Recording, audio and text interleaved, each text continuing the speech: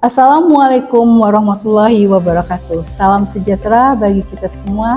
Om Swastiastu, Nama Budaya, Salam Kebajikan.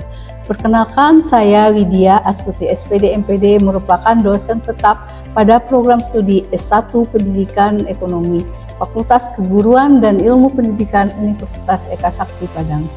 Video ini merupakan bagian dari pernyataan diri dosen dalam unjuk kerja Tridharma Perguruan Tinggi atau PDDD UKPT untuk sertifikasi tahun 2000-2026 khususnya dalam aspek pengajaran dan pendidikan. Pada kesempatan kali ini saya akan menjelaskan secara singkat mengenai mata kuliah evaluasi pembelajaran yang saya ampu. Nah, mata kuliah evaluasi pembelajaran dirancang untuk membekali calon pendidik dengan konsep prinsip keterampilan teknis dalam mengukur dan menilai dan mengevaluasi hasil belajar. Deskripsi mengenai mata kuliah ini membahas konsep dasar pengukuran, penilaian, dan evaluasi dalam pembelajaran ekonomi. Mahasiswa belajar mengenali jenis dan prinsip penilaian, mengembangkan instrumen tes dan non-tes, kemudian serta menganalisis kualitas instrumen dengan menggunakan teori tes klasik dan teori respon butir. Selain itu, mahasiswa dilatih untuk mengubah dan menafsirkan hasil penilaian melalui penilaian acuan normal dan penilaian acuan patokan untuk mendukung pengambilan keputusan dalam meningkatkan kualitas pembelajaran ekonomi. Nah, berikut materi yang akan dipelajari dalam mata kuliah evaluasi pembelajaran adalah yang pertama adalah pengukuran dan penilaian, kemudian tes, yang ketiga adalah tes uraian, dan yang keempat adalah tes objektif, dan yang kelima adalah penilaian sistem acuan normal, dan yang keenam adalah penilaian acuan patokan, dan yang ketujuh adalah teori tes klasik, dan yang kedelapan adalah validitas, reliabilitas, tingkat kesukaran, dan daya pembeda. Dan yang terakhir yaitu penilaian sikap, penilaian unjuk kerja, dan penilaian produk. Ya, pendekatan pembelajaran yang saya pakai adalah student center learning, yaitu pendekatan yang menempatkan mahasiswa sebagai objek utama dalam proses pembelajaran dan atau pembelajaran bersifat kepada mahasiswa, di mana mahasiswa didorong untuk aktif dan menggali materi, sedangkan dosen berperan sebagai fasilitator. Nah, metode pembelajaran yang akan saya lakukan adalah tanya jawab, diskusi kelas, dan dalam bentuk FGD yaitu forum group discussion. Bobot penilaian dalam mata kuliah ini adalah untuk kehadiran itu sebanyak 10%, kemudian untuk keaktifan dalam diskusi itu 20%, sedangkan untuk ujian tengah semester itu 25%, dan ujian akhir semester 35%, dan terakhir adalah untuk tugas itu sebanyak 10%. Demikianlah penjelasan secara singkat tentang mata kuliah evaluasi pembelajaran yang saya ampu. Berikutnya mari kita saksikan video pembelajaran evaluasi pembelajaran ekonomi saya dengan mahasiswa. Selamat menyaksikan.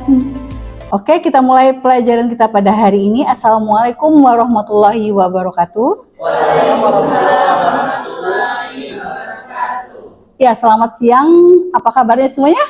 Baik. Ya, masih semangat? Masih. Sudah makan? Sudah. Makan siang udah?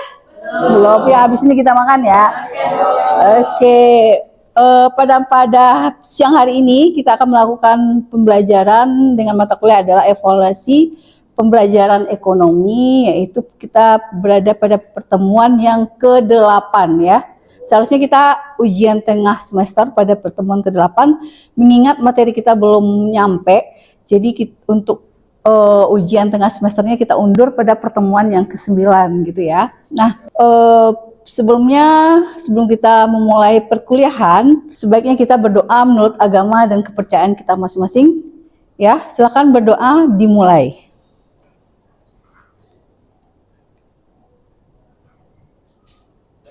Ya, selesai. Oke, sebelumnya kita absen atau presensi dulu ya. Silakan nanti presensinya diambil di siakat masing-masing. Untuk itu saya beri waktu 5 menit saja. Ya. Cepat ya. Ada yang nggak hadir hari ini? Ada semua, bagus. Oke, kita mulai aja pertemuan kita pada siang hari ini. Pada minggu lalu kita udah belajar dengan materi adalah tes uraian. Nah, kita akan review lagi ini apakah saudara sudah memahami itu materi kita minggu lalu mengenai tes uraian. Sebelumnya saya akan bertanya ini kepada saudara, apa itu tes? Ada yang bisa?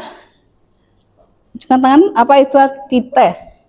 Pengertian dari tes itu apa? Ya silakan, apa itu tes? Tes adalah suatu alat atau ukur yang untuk mengukur kemampuan siswa seperti kemampuan dan pengetahuan dalam suatu mata pelajaran, Bu. Ya, yang lainnya ada? Tahu apa itu pengertian dari tes? Yang lain? Jadi, tes itu adalah alat atau prosedur yang digunakan untuk mengukur kemampuan peserta didiknya ya. Tadi udah dikemukakan juga dengan teman yang lain bahwa tes itu untuk mengukur kemampuan apakah dia sudah bisa memahami materi yang diberikan oleh guru atau dosen atau tidak. Nah, itu tujuan dari tes itu sendiri apa? Ada tujuan dilakukan tes itu apa? Yaitu berfungsi juga sebagai alat pengumpulan data untuk pembelajaran yang objektif. Ya, ada yang menjawab yang lainnya? Ada. Jadi tujuan lain dari tes itu untuk menseleksi juga, Bu. Jadi maksudnya tesnya untuk menseleksi agar nampak peserta didik yang tersaring untuk mengikuti suatu program. Maka diadakanlah tes tersebut. Seperti itu, Bu. Ya, setelah pengertian dan tujuan dari tes itu sendiri, tentu ada jenis dari tes ya. Siapa yang tahu di sini jenis tes ada berapa? Ya, silakan. Silakan tunjuk tangan. Iya, silakan. Jenis dari tes adalah yang pertama itu ada tes diagnostik, Iya. yang kedua tes formatif, yang ketiga tes sumatif, kemudian yang keempat ada tes seleksi dan yang terakhir ada tes penempatan. Ya, itu macam-macam tes ya, jenis tes ya. Iya. Udah, ada yang lain? Nggak ada ya?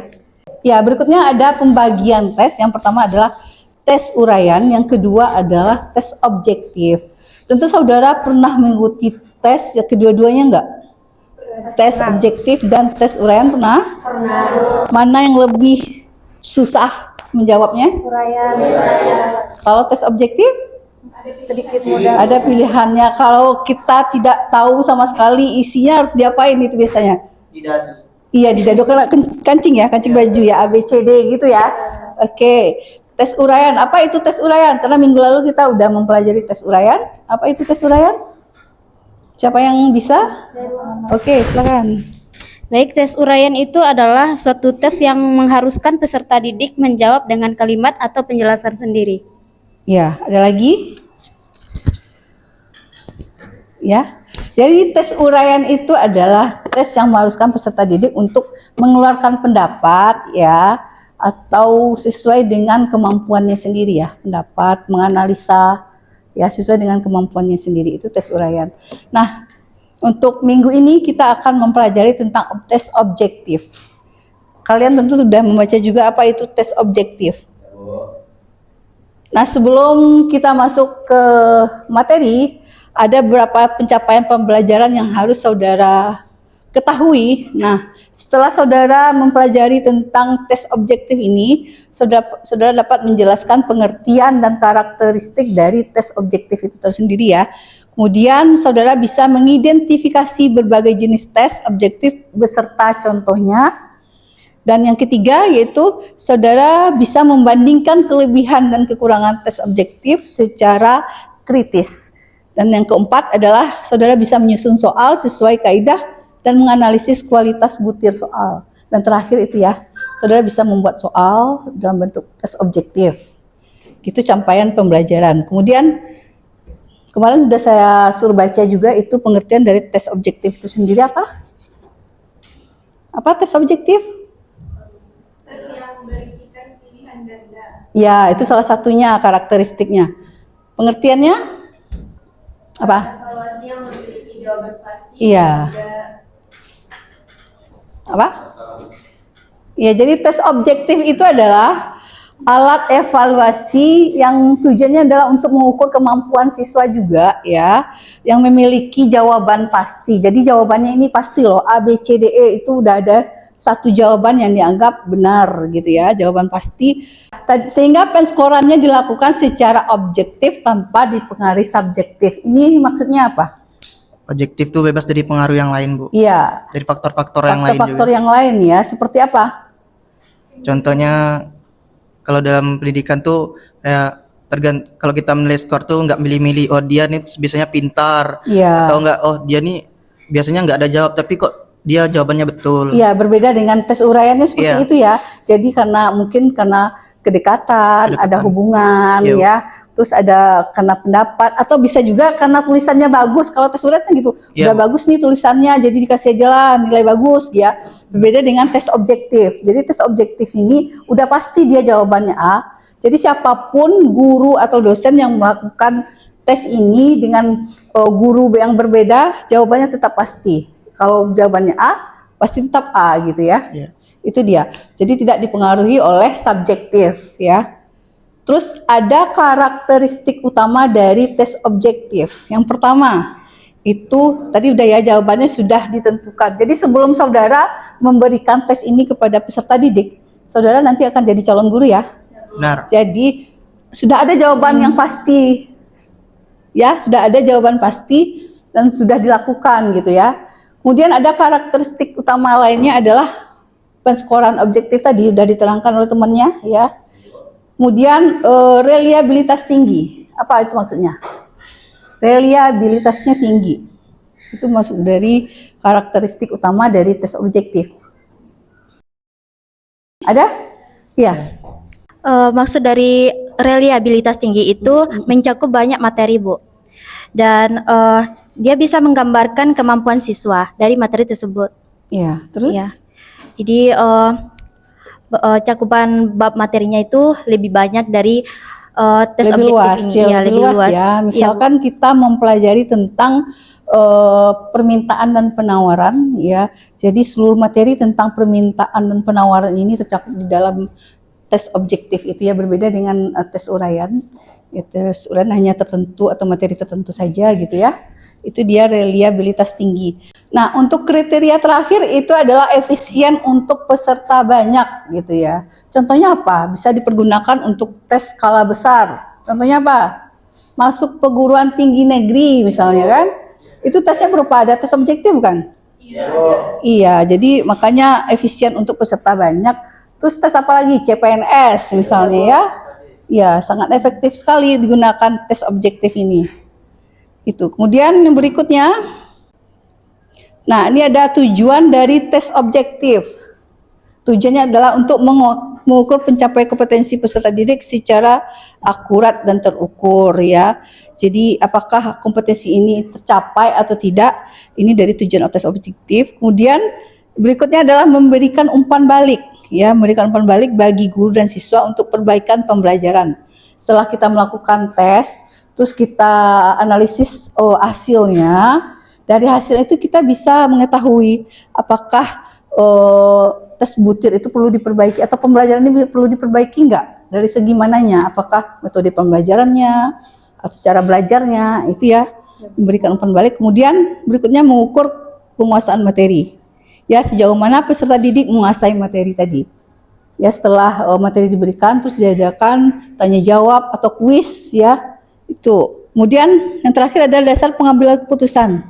Nah, setelah diadakan tes objektif ini, apakah dengan hasil begitu udah, kalau di sekolah ada ya KKM ya, kriteria ketuntasan minimal KKM ya.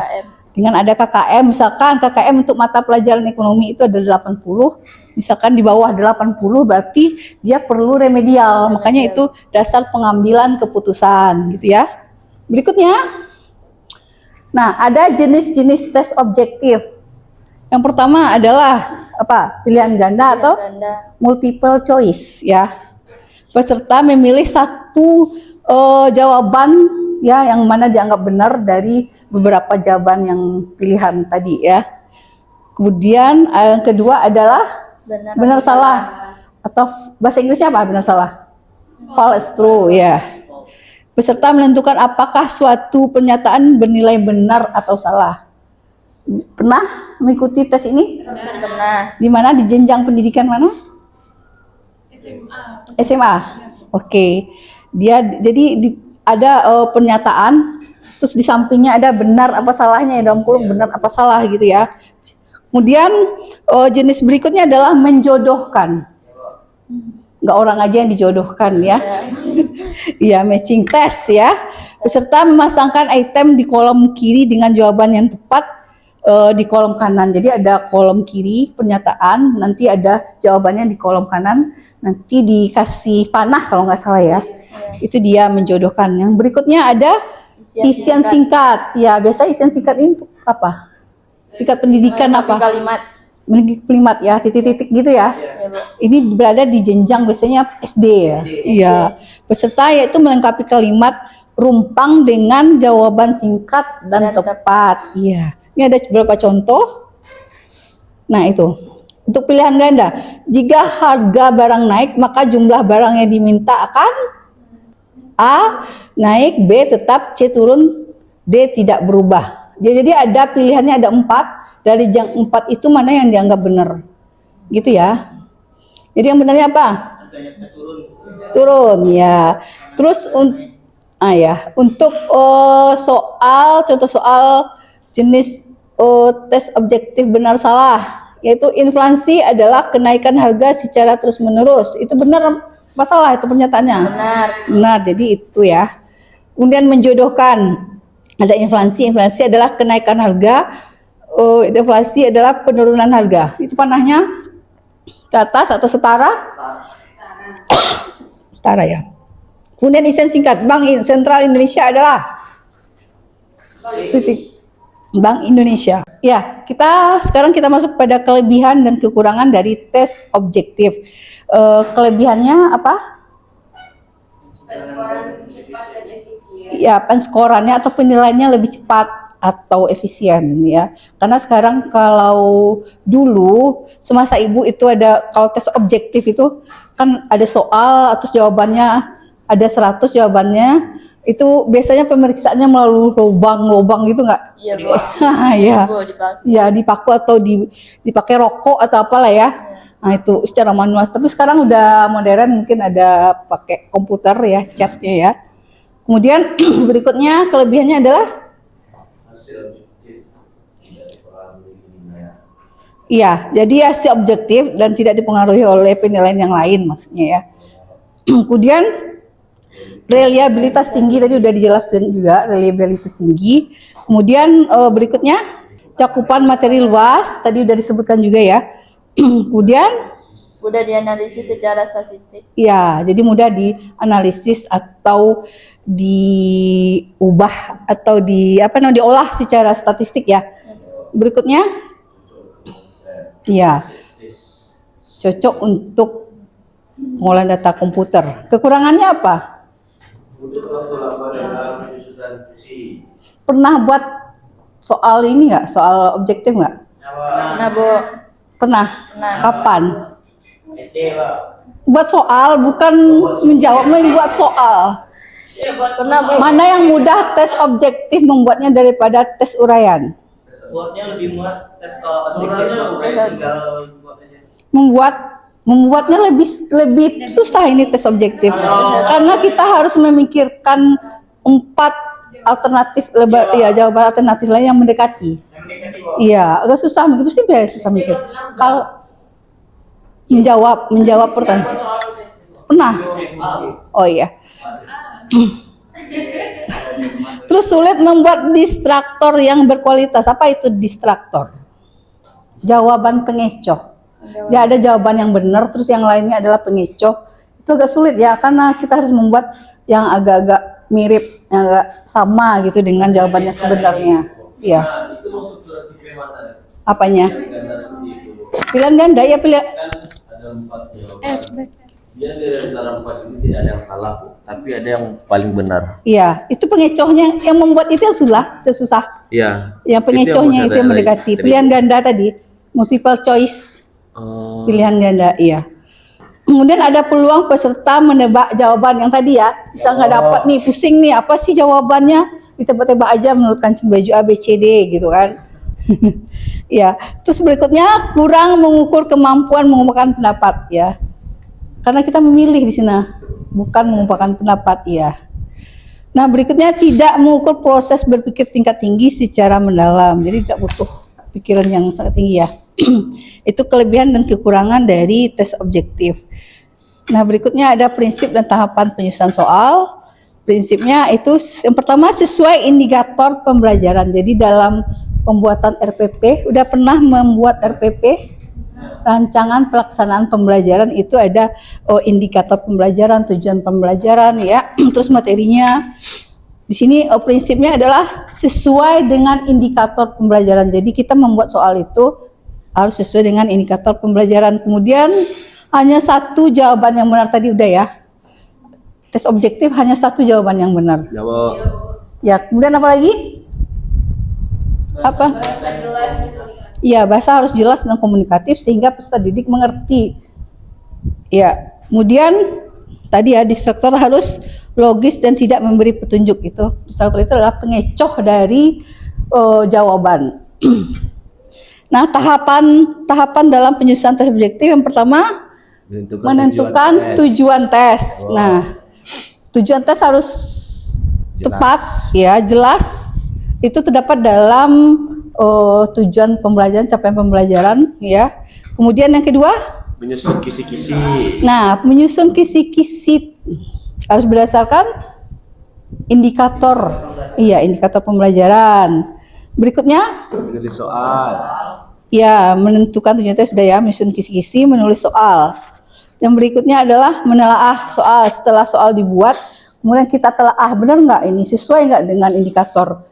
Nah, untuk menelaah ini kita perlu teman sejawat untuk menilai apakah soal kita ini benar atau pas nggak buat peserta didik gitu ya. Berikutnya adalah kita lakukan uji coba. Kita uji cobakan ke siswa lain, beberapa siswa lain, apakah ini sesuai dengan karakteristik dari siswa kita gitu ya. Kemudian Analisis butir soal. ya, analisis butir soal, dan berikutnya adalah revisi. Jadi kalau ada revisi, mana soal yang bagus dan mana yang tidak cocok itu akan diperbaiki. Nah, baru nanti kita akan menyusun bank soal. Jadi pilih-pilihan untuk soal-soal yang sudah diperbaiki dan disempurnakan gitu ya. Itu prinsip dan tahapan penyusunan soal. Nah, untuk berikutnya kita akan mengadakan diskusi. Ya, jadi sistem pembelajaran kita adalah FGD, Forum Group Discussion. Jadi saudara diminta untuk membuat kelompok kecil, cukup 4 kelompok saja.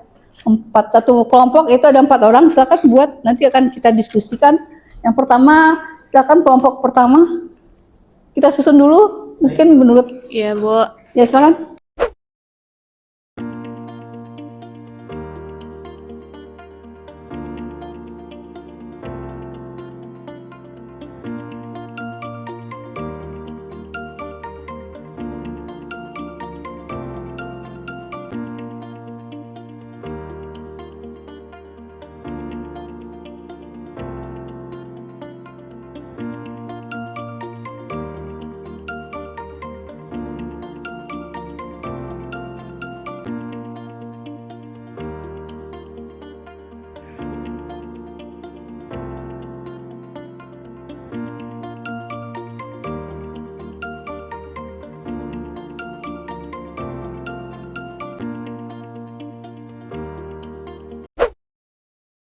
Oke, untuk diskusi kita pada siang hari ini, kita lanjutkan dengan presentasi ya.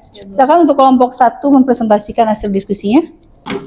Baik, kami akan mempresentasikan hasil dari kelompok kami tentang kelebihan pilihan ganda, yaitu yang kami diskusikan yaitu lebih objektif karena menggunakan kunci jawaban yang benar. Yang kedua yaitu memeriksa hasil teks yang mudah atau lebih cepat atau lebih efisien. Itu, Bu.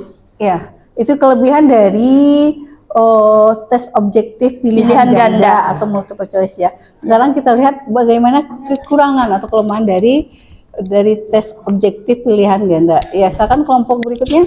Baiklah, kami akan menyampaikan hasil diskusi kami tentang kekurangan dari soal pilihan ganda. Yang pertama itu sulit menyusun soal yang sangat berkualitas. Kemudian yang kedua, peluang menebak jawaban itu sangat besar. Yang ketiga, hanya mengukur kemampuan terbatas. Terima kasih. Setelah kita mengadakan diskusi yang cukup alot ya dari keempat kelompok kita pada siang hari ini, jadi dapat kita kesimpulkan dari pembelajaran kita pada hari ini. Yang pertama adalah tes objektif itu alat evaluasi yang efisien, yang efektif dan andal untuk menguji kemampuan siswa gitu ya. Kemudian kaidah penulisannya, penyusunan harus mengikuti prinsip dan tahapan yang sistematis. Sedangkan 4 bentuk utama dari tes objektif, yang pertama adalah pilihan ganda, itu multiple choice, yang kedua benar salah, yang ketiga menjodohkan, dan keempat adalah isian singkat ya. Kemudian analisis wajibnya adalah analisis butir soal diperlukan agar instrumen berkualitas tinggi. Ya, demikianlah pertemuan kita pada siang hari ini, semoga bermanfaat dan saudara paham atas materi kita pada siang hari ini ya. Saya tutup dengan Assalamualaikum warahmatullahi wabarakatuh. Waalaikumsalam.